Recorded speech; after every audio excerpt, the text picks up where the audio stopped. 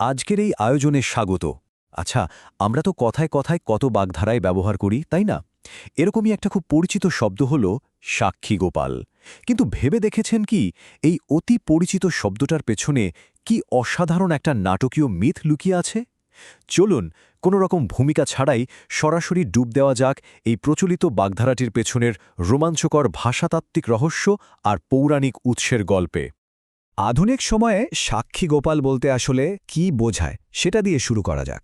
দৈনন্দিন জীবনে আমরা এমন কাউকে এই নামে ডাকি যিনি হয়তো ঘটনাস্থলে একদম নিষ্ক্রিয় দর্শকের মতো দাঁড়িয়ে থাকেন, কিন্তু মুখে টু শব্দটিও করেন না। মানে যার স্রেফ উপস্থিতিটাই আদালতে সাক্ষ্য দেওয়ার মতো কাজ করে। এই যে একটা বিমূর্ত ধারণা, এর শেকড় খুঁজতে গিয়েই কিন্তু আমাদের আজকের এই ঐতিহাসিক আর পৌরাণিক যাত্রা শুরু হচ্ছে। তবে মূল গল্পে যাওয়ার আগে প্রাচীন ভারতের জীবনযাপন পদ্ধতিটা একটু ঝালিয়ে নেওয়া যাক। সে যুগে মানুষের জীবনকালকে 4টি আশ্রম বা ধাপে ভাগ করা হতো: ব্রহ্মচর্য, গার্হস্থ্য, বানপ্রস্থ এবং সন্ন্যাস।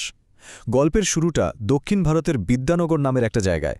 সেখানকার এক চরম ধনী এবং কুলীন ব্রাহ্মণ তার জীবনের 3য় ধাপে অর্থাৎ বানপ্রস্থে পা রাখলেন।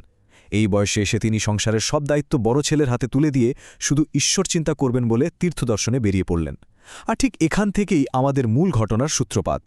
গয়া, কাশী, প্রয়াগ, একের পর এক তীর্থস্থান ঘুরে সেই বৃদ্ধ ব্রাহ্মণ অবশেষে এসে পৌঁছালেন মথুরা আর বৃন্দাবনে। আর এখানেই ঘটল গল্পের সেই মোড় ঘোরানো ঘটনাটা। বৃন্দাবনে তার সাথে পরিচয় হল এক তরুণ ব্রাহ্মণের। ছেলেটি দারুণ জ্ঞানী, বেদজ্ঞ, কিন্তু একেবারেই কপর্দকশূন্য, মানে চরম দরিদ্র। তবে ওই যে তার অকৃত্রিম সেবা আর অমায়িক বিনয়, এই দুটো জিনিস বৃদ্ধকে এতটাই মুগ্ধ করল যে তিনি মনে মনে একেবারে পাকাপাকি সিদ্ধান্ত নিয়ে ফেললেন, এমন সোনার টুকরো ছেলের সাথেই তিনি তার মেয়ের বিয়ে দেবেন। কিন্তু বৃদ্ধ যখন এই বিয়ের প্রস্তাব দিলেন, তখন যুবকের উত্তরটা ছিল সত্যিই চমকপ্রদ। ছেলেটির অসাধারণ বিনয় আর দূরদর্শিতা ফুটে উঠেছিল তার কথায়। তিনি খুব ভালো করেই জানতেন যে তখনকার দিনে সমাজে শ্রেণী আর জাতপাতের যে মারাত্মক কড়াকড়ি, তাতে এই অসম্য বিয়ে কোনো মতেই সম্ভব নয়। তিনি স্পষ্ট বললেন যে ধনে মানে তিনি মোটেও সমক্ষ নন, আর পরিবারও এটা মেনে নেবে না। এই জায়গাটায় কিন্তু গল্পের প্রধান দ্বন্দ্ব বা কনফ্লিক্টটা একদম জমিয়ে দেয়। বৃদ্ধ ব্রাহ্মণ কিন্তু নাছোড়বান্ধা। যুবকের কোনো বাধাই তিনি মানলেন না। তখনকার দিনে প্রথা ছিল মন্দিরে গিয়ে স্বয়ং দেবতাকে সাক্ষী রেখে প্রতিজ্ঞা করার। তো বৃন্দাবনের গোপাল মন্দিরে দাঁড়িয়ে তিনি শপথ করেই ফেললেন যে এই যুবকের সাথেই মেয়ের বিয়ে দেবেন।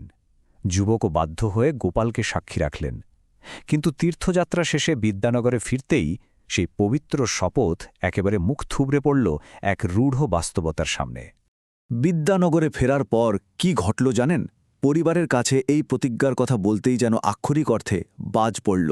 বড় ছেলে রাগে ফেটে পড়ল, স্ত্রী তো কান্নাকাটি শুরু করে দিলেন। আর আত্মীয় স্বজন, তারা সাফ জানিয়ে দিল এমন নিচু জাতের ব্রাহ্মণের সাথে মেয়ের বিয়ে দিলে বৃদ্ধকে একেবারে সমাজচ্যুত করা হবে। ভাবুন একবার, কি সাংঘাতিক একটা সামাজিক চাপ! এই চরম ধর্মসংকটে পড়ে বৃদ্ধ ব্রাহ্মণ নিজেকে ঠাকুর ঘরে বন্দী করে ফেললেন। একদিকে ঈশ্বরের কাছে করা পবিত্র শপথ ভাঙার পাপ, অন্যদিকে নিজের প্রাণের চেয়ে প্রিয় পরিবার হারানোর ভয়। এই পর্যায়ে এসে গল্পের উত্তেজনা রীতিমতো তুঙ্গে ওঠে। কয়েক সপ্তাহ পর সেই তরুণ ব্রাহ্মণ বিয়ের সমস্ত প্রস্তুতি নিয়ে বিদ্যানগরে এসে হাজির। কিন্তু বৃদ্ধ তো তখন সমাজ আর পরিবারের চাপে পিষ্ট। বাধ্য হয়ে তিনি যুবককে প্রত্যাখ্যান করলেন। যুবকের প্রতিবাদ শুনে বৃদ্ধের বড় ছেলে একেবারে লাঠি নিয়ে তাকে মারতে তেড়ে এলো। কিন্তু যুবকও তো সহজে হাল ছাড়ার পাত্র নন। তিনি সোজা ছুটে গিয়ে গ্রামের সবাইকে জড়ো করলেন এবং সুবিচারের আশায় পঞ্চায়েত বসালেন। ঠিক এখানেই আসে গল্পের সবচেয়ে নাটকীয় মুহূর্তটি। সালিশি সভায় বৃদ্ধের বড় ছেলে অত্যন্ত অহংকারী আর ভয়ঙ্কর একটা মিথ্যা অভিযোগ এনে বসল। সে বলল এই যুবক নাকি তার বাবার সব টাকা চুরি করেছে আর ধুতুরার বীজ খাইয়ে পাগল করে এই বিয়ের প্রতিজ্ঞা করিয়েছে। তারপর সে এক অসম্ভব চ্যালেঞ্জ ছুড়ে দিল। যেহেতু স্বয়ং গোপালের সামনে প্রতিজ্ঞা করা হয়েছে, তাই স্বয়ং গোপাল এসে সাক্ষী দিলে তবেই সে এই কথা বিশ্বাস করবে। একটু ভেবে দেখুন, চ্যালেঞ্জটা আক্ষরিক অর্থেই কতটা অসম্ভব। সন্দেহপ্রবণ গ্রামবাসীদের সামনে নিজের সম্মান বাঁচাতে আর নিজেকে নির্দোষ প্রমাণ করতে যুবককে এখন এমন এক কাজ করতে হবে যা কোনো মানুষের পক্ষেই সম্ভব না। একটা পাথরের মূর্তিকে বহু দূর থেকে হাঁটিয়ে এনে কথা বলাতে হবে। এটা কি আদৌ সম্ভব? যুবক কোনো উপায় না দেখে আবার সেই দীর্ঘ পথ হেঁটে ফিরে গেলেন বৃন্দাবনে। সেখানে গিয়ে গোপালের মূর্তির পায়ে লুটিয়ে পড়ে অঝরে কাঁদতে লাগলেন তিনি। আর ঠিক তখনই যুবকের এই অবিচল ভক্তি আর একাগ্রতার কারণে ঘটে গেল এক অলৌকিক ঘটনা। সেই পাথরের মূর্তি সত্যিই প্রাণ ফিরে পেল। মূর্তিটি যুবকের ডাকে সাড়া দিল এবং তার পক্ষে সাক্ষী দিতে বিদ্যানগরে যেতে রাজিও হয়ে গেল। দেবতা রাজি হলেন ঠিকই, কিন্তু যাত্রার আগে কিছু কঠোর নিয়ম বেঁধে দিলেন, যা সামনের রোমাঞ্চটাকে আরও বাড়িয়ে দেয়। শর্তগুলো হল, যুবককে সামনে হাঁটতে হবে, প্রতিদিন নির্দিষ্ট পরিমাণ চালের ভাত রেঁধে খাওয়াতে হবে, আর সবচেয়ে কঠিন শর্তটা হল, যাত্রাপথে যুবক কোনোভাবেই পেছনে ফিরে তাকাতে পারবে না। যদি তাকায়, তবে মূর্তি সেই জায়গাতেই চিরস্থায়ী হয়ে যাবে। এখন একটা খুব স্বাভাবিক প্রশ্ন মাথায় আসতে পারে, পেছনে না তাকিয়ে যুবক কিভাবে বুঝবেন যে মূর্তিটা সত্যিই তার পেছনে আসছে? স্বয়ং গোপালী এর একটা দারুণ সমাধান দিয়েছিলেন। তিনি পায়ে নূপুর পরে নিয়েছিলেন। এই স্বর্গীয় নূপুরের রিনিঝিনি শব্দটাই ছিল যুবকের কাছে একমাত্র প্রমাণ যে দেবতা তার প্রতিশ্রুতি রক্ষা করছেন এবং ঠিক তার পেছন পেছন হেঁটে আসছেন। শুরু হল সেই দীর্ঘ আর শ্বাসরুদ্ধকর যাত্রা।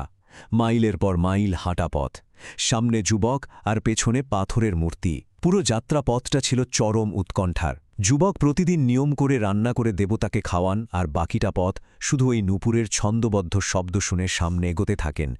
যতই তারা বিদ্যানগরের কাছাকাছি পৌঁছাতে লাগলেন, স্নায়ুর চাপ যেন ততই বাড়তে থাকল।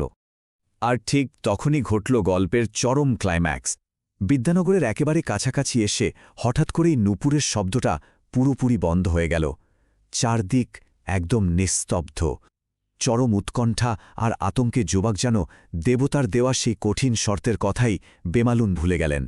শব্দ না পেয়ে ব্যাকুল হয়ে তিনি ঘাড় ঘুরিয়ে পেছনে তাকিয়ে ফেললেন। পেছনে তাকাতেই যুবকের চোখ তো ছানা বড়া। তিনি দেখলেন গোপালের কালো পাথরের মূর্তিটি ঠিক সেখানেই দাঁড়িয়ে পড়েছে, আর তার দিকে তাকিয়ে মুচকি হাসছে। এরপরই এলো দেবতার সেই শেষ অলৌকিক নির্দেশ। তিনি নিয়ম অনুযায়ী সেখানেই থেমে গেলেন, আর যুবককে বললেন গ্রামের সবাইকে সেখানে ডেকে আনতে। ব্যাস, এরপরই মূর্তিটি চিরকালের জন্য একটি নিরেট কালো পাথরে পরিণত হল। যুবক একছুটে গিয়ে গ্রামের সবাইকে ডেকে আনলেন। বৃন্দাবন থেকে এত দূরে বিদ্যানগরে স্বয়ং গোপালের মূর্তির এই অলৌকিক উপস্থিতিটাই ছিল যুবকের সত্যতার সবচেয়ে বড় প্রমাণ। মূর্তিকে আর নিজ মুখে কথা বলার প্রয়োজনই পড়ল না। এই নীরব সাক্ষী বা মূর্তির নিছক উপস্থিতি দিনের আলোর মতো পরিষ্কার করে দিল যে যুবক সম্পূর্ণ নির্দোষ। অবশেষে বৃদ্ধ এবং তার পরিবার নিজেদের ভুল বুঝতে পারল এবং মহাসমারোহে সেই যুবকের সাথে কন্যার বিয়ে দেওয়া হল। মিথের গল্পটা তো এখানেই শেষ হল, কিন্তু এই মূর্তিটির ঐতিহাসিক যাত্রা কিন্তু সেখানে থেমে থাকেনি। এই ঘটনার পর সেই স্থানে তখনকার রাজা চমৎকার একটা মন্দির নির্মাণ করে দেন। কালের পরিক্রমায় পরবর্তীতে উড়িষ্যার রাজা তামিলনাড়ু জয় করার পর এই সাক্ষী গোপাল এর মূর্তিটিকে সেখান থেকে উড়িষ্যায় নিয়ে আসেন। বর্তমানে এই ঐতিহাসিক মন্দিরটি উড়িষ্যার কটকে সগৌরবে দাঁড়িয়ে আছে। দেখুন কিভাবে একটা প্রাচীন মিথ একেবারে বাস্তব ভূগোলের সাথে মিশে গেল। আজকের এই বিশ্লেষণটি শেষ করব ছোট্ট একটা ভাবনার জায়গা তৈরি করে দিয়ে।